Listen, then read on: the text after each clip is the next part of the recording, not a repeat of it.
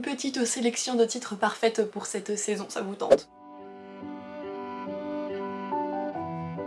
Bonjour les Kimichou, j'espère que vous allez bien. J'ai envie de continuer cette série de vidéos sur la chaîne autour de l'automne, du côté spooky, halloweenesque, etc. Du coup, je pourrais vous mettre dans le petit i ma pile à lire parfaite pour cette saison que je me suis donc concoctée, mais également vos propres recommandations qui sont toutes disponibles sur l'application Nextorif si vous souhaitez les lire. Et dans cette vidéo, ce sont donc mes recommandations personnelles. On est sur des ambiances un peu gothiques, un peu obscures, un peu parfois Dark Academia, franchement il y a un petit peu de tout. Il y a aussi des titres très connus et d'autres un peu moins. J'ai vraiment essayé de pas vous mettre que ce que l'on voit déjà tourner sur les réseaux. J'essaie d'être un petit peu plus originale, voilà. Sans plus tarder, je vous propose de commencer. Le premier, on est sur un titre connu pour le coup. Il s'agit de Galante de Vili Schwab aux éditions Lumen. D'ailleurs, cette édition absolument magnifique va se voir refaire une petite beauté parce qu'il va y avoir une édition collector qui paraîtra. On va suivre Olivia Prior qui depuis toute petite a été déposée sur les escaliers d'un orphelinat. Mais ce qu'il faut savoir, c'est que Olivia n'est pas capable de parler.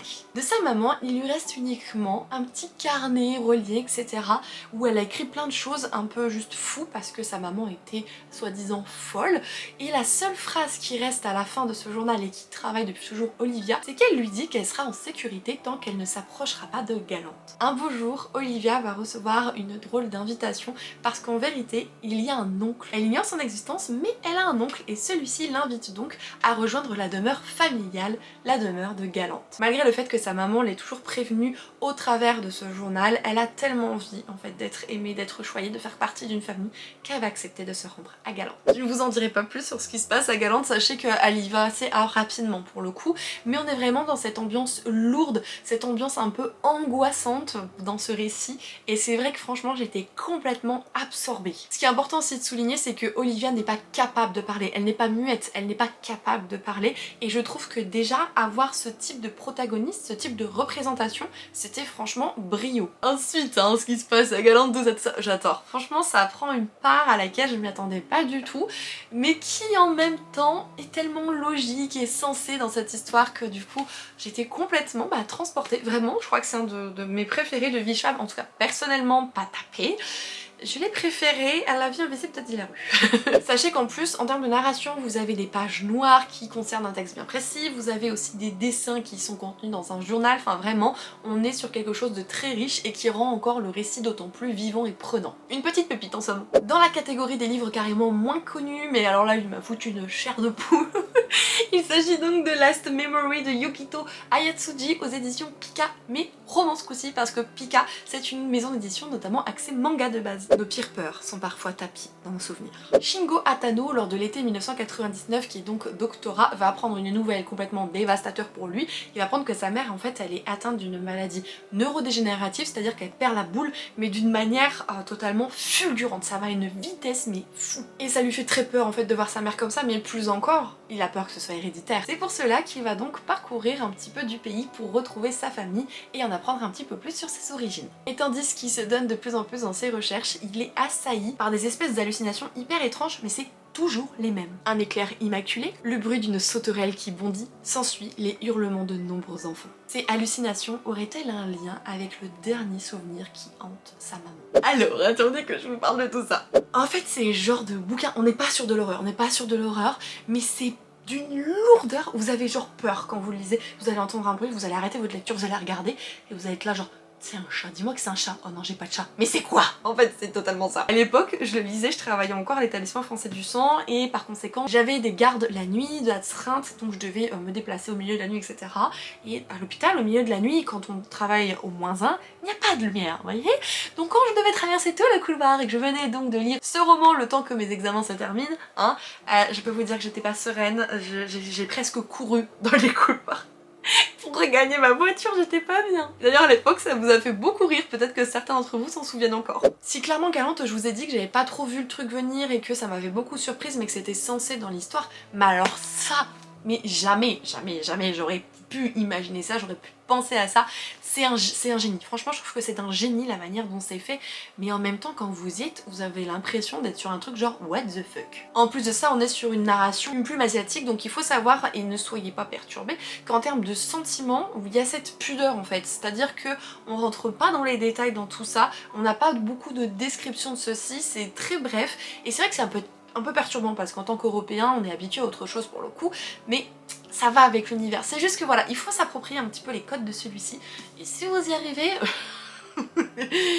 paix à votre âme, voilà, je paie à votre âme et n'hésitez pas à me faire un petit coucou si vous l'avez lu parce que je veux pas me sentir toute seule. D'ailleurs je me rappelle, je crois à la fin du bouquin, il y avait une question qui était restée en suspens, quelque chose comme ça, et j'en avais discuté avec quelqu'un de la communauté parce que ça m'avait trop perturbée et c'était trop cool comme échange. Toujours dans la catégorie des livres un petit peu moins connus, mais personnellement hein, je vous l'encense énormément, il s'agit donc Descendre sur tes mains de Nora Lake aux éditions Hurlevent. Au-delà des apparences, la danse peut s'avérer macabre. Angleterre, fin 19e, on va suivre une jeune orpheline recueillie par un étrange tuteur qui vit dans un étrange manoir. Celui-ci, lugubre, prend racine au cœur de la forêt. Des amours scandaleuses, des portes qui s'ouvrent et d'autres qui restent à jamais fermées, nous sommes sur une partie d'échecs. Et celle-ci s'éternise. On est d'accord que c'est hyper énigmatique comme pitch, mais bon sens... Ah je l'ai bouffé, je l'ai complètement bouffé, c'est comme ça que j'ai découvert Nora, que j'ai acheté du coup un autre livre la concernant, que je la suis d'ailleurs maintenant sur les réseaux sociaux, enfin franchement c'est une pépite. De ce que j'ai vu, c'est quand même assez différent de ce que propose habituellement la maison d'édition Hurlevent, par contre ce côté historique ça leur correspond complètement, mais cette vibe un peu gothique, un peu creepy, c'est très original pour leur maison d'édition et franchement ça a été mais un carton. Je les remercie tellement les filles parce qu'elles sont 3 derrière tout ça à gérer, d'avoir choisi ce bouquin, il m'a complètement baladé. Déjà en termes d'objets livres, il faut savoir que la maison d'édition propose uniquement des reliés et ils sont tous comme ça, c'est-à-dire que vous avez une couleur unie, là vous avez des pièces qui justement vont dans l'univers, donc ici c'est des pièces d'échecs. Pareil, le dos est toujours comme ceci, vous avez simplement ça qui change. Du coup le petit objet et également le titre et l'auteur, on est d'accord. Et pareil, la trame est la même au niveau du cucu. En termes de confort de lecture, on est sur du high level. Le papier, il est hyper doux, vous voyez ça s'ouvre super bien, ça se maintient, etc. La mise en page, elle est hyper confortable, enfin franchement j'adore. Je signe complètement sur le travail qui est fait dessus. Et durant cette lecture, on se pose beaucoup de questions parce qu'on va surtout évoluer avec la jeune orpheline qui va donc grandir jusqu'à devenir une femme en somme. Et on va se poser des questions avec elle sur est-ce qu'elle est folle, est-ce que sa folie c'est la même que tout le monde? Est-ce que finalement dans le château les bruits qui courent ce ne sont que des bruits? Est-ce que tout ça n'est que dans sa tête? Parce que quand elle essaye de parler de certaines choses, on la regarde bizarrement, donc elle s'interroge, vraiment, elle s'interroge. Vous en dire plus vraiment ce serait vous spoiler, que ce soit les tenants et les aboutissants, mais surtout il y a des choses qui je trouve sont d'autant plus intéressants à découvrir soi-même. Et vraiment si vous êtes amoureux des récits dans un manoir lugubre, dans un Angleterre du 19e, s'il vous plaît lisez. Lisez avec un terrible, magnétique, arrogant mais aussi ténébreux et attirant homme. Et quand même. Celui-ci rentre dans la catégorie des un petit peu plus connus tout de même. Il s'agit donc des sœurs Hollow de Crystal Sutherland aux éditions Rageot. On va suivre 3 sœurs ici, mais surtout Iris Hollow, âgée de 17 ans, et il y a une particularité avec ces sœurs, c'est que quand elles étaient plus petites, elles ont disparu pendant un mois tout entier et on ne sait pas du tout ce qui leur est arrivé. Par contre, cet événement a eu des répercussions et les a transformées à jamais. Sauf que malheureusement, à un moment donné, l'aînée des sœurs, à savoir Grey, va disparaître, mais d'une manière totalement inattendue, d'une manière un peu beaucoup trop spontanée. Avec d'inquiètes circonstances, forcément, Iris va devoir accompagner de son autre sœur, essayer de comprendre ce qui s'est passé et accepter cette part d'étrange d'elle-même qu'elle a eue depuis cet enlèvement, mais surtout, elles vont devoir en fait essayer de se rappeler de ce qui s'est passé parce que il est possible qu'il y ait un lien avec tout ça. Parce qu'il y a un homme à tête de taureau qui la poursuit et qui la menace de la tuer. Franchement, il m'a donné des sueurs froides ce roman. J'avais la chair de cocotte à plus d'un passage en fait parce que c'est hyper angoissant. On sait qu'elles sont poursuivies en fait par cet homme et cet homme va arriver à des moments un peu inattendus où on va devoir se cacher et donc on va peut-être baisser les lumières, on va arrêter de respirer parce qu'on va se dire ne bouge pas, vous voyez un petit peu. Et en même temps, elles vont essayer de creuser pour savoir ce qui s'est passé concernant la disparition de Grey, mais plus elles vont creuser sur leur sœur, plus elles vont se dire mais en fait, elles connaissent pas leur sœur, c'est pas possible. Comment elle leur cache tout ça, c'est quoi cette part de sa vie? Et plus elles vont creuser, plus elles vont essayer de comprendre, etc. Comme je vous l'ai dit, plus elles vont être amenées à aller vers ce côté où elles ont disparu pendant un mois quand elles étaient petites. Mais quand on en arrive là, mais Je crois que c'était pour me tuer. Franchement je m'en souviens encore et tout était inattendu pour moi. Franchement il y a énormément de choses que je n'ai pas deviné. Le plot twist final vraiment sur ce qui leur est arrivé durant ce 1 mois, mais alors... Ah ça m'a... Là je sens que j'ai le palpitant qui augmente un peu. Je trouvais ça mais tellement... Enfin c'est du génie, attention, mais c'est dégueulasse. Donc oui, c'est dur de vous vendre ce genre de récit parce que franchement je suis quelqu'un qui a envie de sourire alors que c'est pas le cas dans ce truc, on est d'accord. Mais c'est tellement genre... Je sais pas, ça donne des sensations tellement bizarres, tellement inattendues, enfin inattendues, c'est pas ce qu'on ressent de base, hein, voilà, c'est ce que je veux dire, mais c'est normal dans ce genre de bouquin, et je sais pas accepter tout ça, et du coup même quand j'ai peur, je lis genre comme ça, ou je regarde un film comme ça, et je serai capable de sourire parce qu'en fait ça va m'aider à dédramatiser le truc. Je sais qu'en termes de fin, et je le comprends totalement, il manque un élément. Il manque un élément, je préfère vous prévenir. Alors on n'est pas du tout sur Wider Girls qu'il y avait aux éditions Rajo, qui par contre est parfait pour la saison. Je l'ai pas mis dans la sélection mais il est absolument parfait. Par contre il a pas de fin. Voilà. Pas du tout le cas là, c'est juste un élément. Après je sais qu'il y a des personnes qui ont plus ou moins accroché. Moi je vous dis, hein, j'ai adoré vraiment plus. Je sais que Aurélie, donc mon amie de livromancienne, avait quand même un petit peu moins aimé que moi. Par contre on en parle de la couve juste 2 secondes. Dans la catégorie des livres vraiment méconnus, je suis très heureuse de mettre en lumière cette maison d'édition. Il s'agit notamment de Magic Mirror avec La Mélodie des Limbes de Nina Gorlier. Si vous êtes vraiment passionné et féru de réécriture de contes, je ne vous le dirai jamais trop de vous pencher sur les titres de Magic Mirror. C'est une maison d'édition qui est spécialisée en réécriture de contes. J'en ai lu 2 au moins sur 1, 2...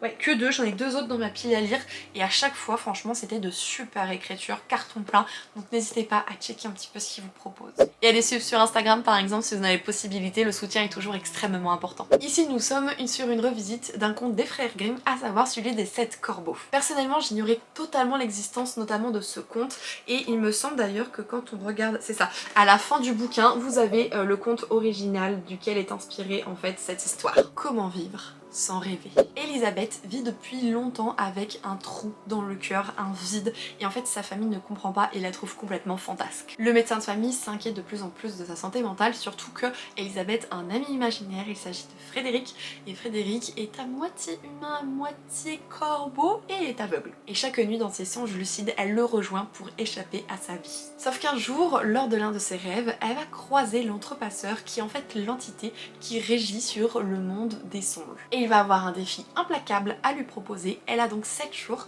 pour rassembler 3 clés dans cet univers et ces clés, si elle ne les trouve pas dans le temps imparti, Frédéric mourra. Et il va y avoir tout un questionnement sur renoncer finalement à ses rêves, renoncer à Frédéric, ou alors accepter les limbes, enfin pas mal de choses qui sont abordées à la suite justement de ces recherches de clés. Et en fait l'univers des songes c'est un espèce d'automne évidemment intemporel, un automne inconditionnel, éternel, et franchement l'univers il est splendide. À la fin un travail fou, moi je trouve l'autrice là-dessus, et sa plume elle est d'une beauté, c'est-à-dire qu'il y a cet onirisme, ce lyrisme, c'est très beau, mais c'est pas complexe, c'est ça que je veux dire. Vous avez la beauté de la plume sans non plus avoir quelque chose de trop tire les cheveux pour comprendre les élucubrations ou les messages sous-entendus, on n'est pas du tout là-dessus. Le roman n'est pas très long, il fait 270 pages, pour autant c'est vraiment génial, on s'attache très vite à Elisabeth mais aussi à Frédéric pour le coup, et on a vraiment envie en fait qu'on comprenne ce qui lui arrive autant à Elisabeth qu'à Frédéric, et pourquoi elle a ce vide dans le cœur, et qui est vraiment cet ami imaginaire, et pourquoi l'entrepasseur en fait lui demande de réaliser ce défi, enfin c'est majestueux, franchement j'ai adoré. Celui-ci a été édité dans une maison d'édition un peu connue, mais j'ai l'impression que pour le coup il est passé un petit peu à la trappe à l'époque. Il s'agit donc du roman Les filles qui ne mouraient pas de Kieran Millwood Hargrave aux éditions Michel Lafon. Déjà, autant que je vous dise, hein, ce roman c'est une réécriture féministe du conte de Dracula. Le jour de leur prédiction, Lille mais aussi sa sœur jumelle vont être arrachées à leur communauté de voyageurs et vont donc être kidnappées par le cruel seigneur Valcar. Elles vont donc être forcées de travailler dans le château et Lille va trouver du réconfort en cuisine auprès d'une jeune femme. Représentation donc. Sauf qu'autour d'elle, tous les jours, de plus en plus, il y a des jeunes femmes qui disparaissent sans laisser de traces. Sauf qu'à un moment donné, ça va être le tour de Kizzy, la jumelle de Lille. Pour Lille, il est hors de question de laisser sa sœur dans les griffes de ce dragon, quitte à ce qu'elle disparaisse à jamais, c'est pas possible. Mais elle ignore que ce qu'elle va découvrir, évidemment, surpasse toutes ses craintes. Je ne vous fais pas de dessin, je vous ai dit que c'était une réécriture de Dracula, hein, donc voilà. Mais franchement, ça a été hyper bien amené, c'est le genre de roman, comment je peux vous dire ça, pour moi, il est pas young adulte, il est new adulte, il est pas young adulte, et c'est une narration, c'est pas poétique, c'est pas classique si je puis dire, c'est pas poétique, Mais il y a un truc, c'est différent, il y a une étincelle dans la narration qui est très particulière. On s'interroge énormément sur la vie du château, mais surtout avec ce fameux dragon, quand Kizzy avait été amenée à devoir le suivre, etc. Enfin, il y a beaucoup de choses hyper intéressantes. Il me semble que la sexualité, c'est pas forcément abordé ici, on est sur quelque chose où on n'a pas ce regard sur cette part de l'intimité. Et pour autant, on rentre dans tellement d'autres sortes d'intimité avec les sentiments, la puissance de ceci, l'amour inconditionnel d'une sœur pour l'autre, enfin, il y a des choses extrêmement belles, on se perd, on se retrouve, on se cherche. Il y a beaucoup d'éléments et franchement ça a été un peu comme une balade, si je peux dire, une promenade. C'est comme si en fait vous donniez vos mains à ces jumelles et qu'elles vous emmenaient avec vous et que vous découvriez tout ça au travers de leurs yeux. Simplement vraiment j'avais beaucoup aimé à l'époque et la fin je crois que... Alors j'étais pas du tout restée sur ma fin mais ça faisait sens, c'était logique, c'était censé et en même temps c'est... Ouais, je crois qu'il y a un chapitre, il y a une page sur le futur et en même temps vous êtes là genre ah ça a pris cette tournure, d'accord.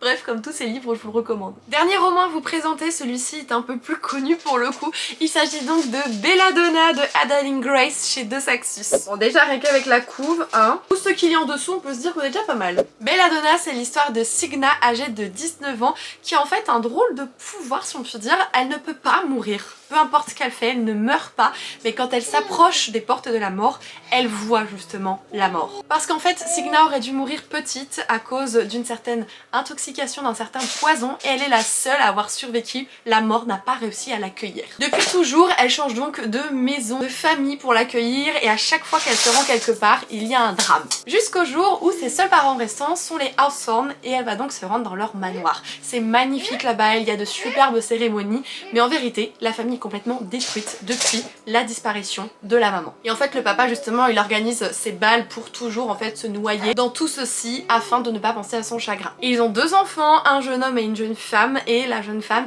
est très malade, clouée au lit, elle a une maladie qui commence à ressembler à celle de sa maman. Sauf que Signa, je ne vous ai pas tout dit, elle a également un espèce de pouvoir, c'est donc de pouvoir voir les esprits et en fait elle va rencontrer l'esprit de la maman et elle va lui faire comprendre que sa mort n'est pas naturelle, quelqu'un l'a tuée. Elle va ainsi capter très rapidement que la jeune femme qui est clouée au lit est également sous suspicion de mort imminente à cause d'un meurtrier, voilà.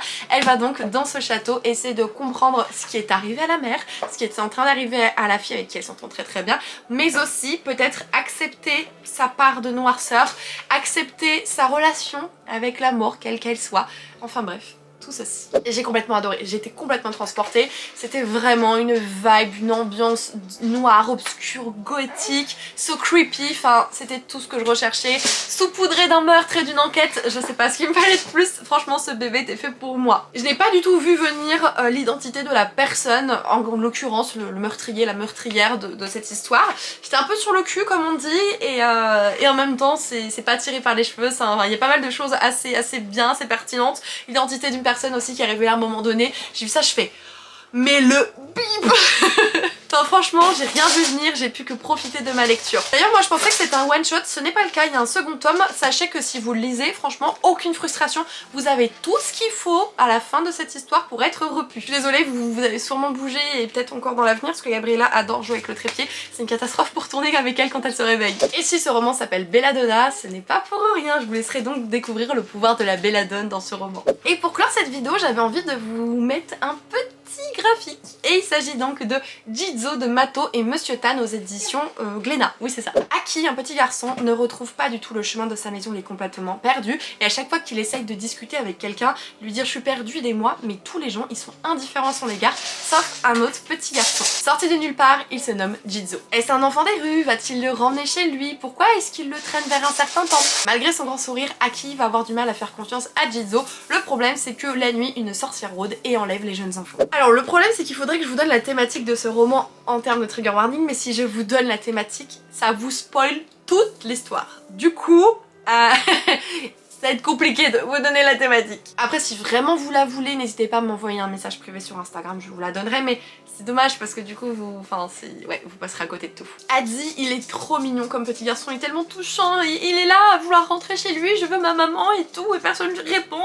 J'ai envie de secouer les gens, vous savez, mais genre répondez-lui ce petit bonhomme, enfin comment vous faites pour pas le voir? Et Jizo, il est là, pas beaucoup plus gros que Aki pour le coup, mais tellement mignon, tellement bienveillant à son égard et c'était poignant et c'était touchant et cette vilaine sorcière on l'aime pas, elle est moche en plus dans le manga pour le coup. Mais franchement c'était inattendu, ça m'a pris au trip ce manga, vous allez me dire en plus, enfin un manga c'est petit en somme. Bon, lui il est plus grand qu'un manga classique, en termes de format il fait la taille d'un brochet. Mais j'avoue que bah, j'ai été complètement surprise et ça m'a retourné un peu quand même, je vous avoue. Pour les amateurs de graphique, je vous conseille vraiment celui-ci pour la saison. Et bien voilà les Kimichou, cette vidéo est à présent terminée. J'ose espérer que du coup ces quelques recommandations vous auront peut-être un petit peu aiguillé pour cette saison, ou tout du moins pour des univers un peu gothiques, un peu spooky, creepy, qu'on aime bien. Si vous avez des recommandations dans le genre à me faire, l'espace des commentaires il est vraiment open, hein. Je veux des titres, je veux qu'on me balance des trucs parce que tout ça, tout ce que je vous ai montré, j'ai tellement adoré que je suis en recherche et toujours en demande d'autres titres. Si le cœur vous en dit, n'hésitez pas à soutenir mon travail avec un petit pouce, un petit commentaire, un petit partage. Et si vous venez d'arriver,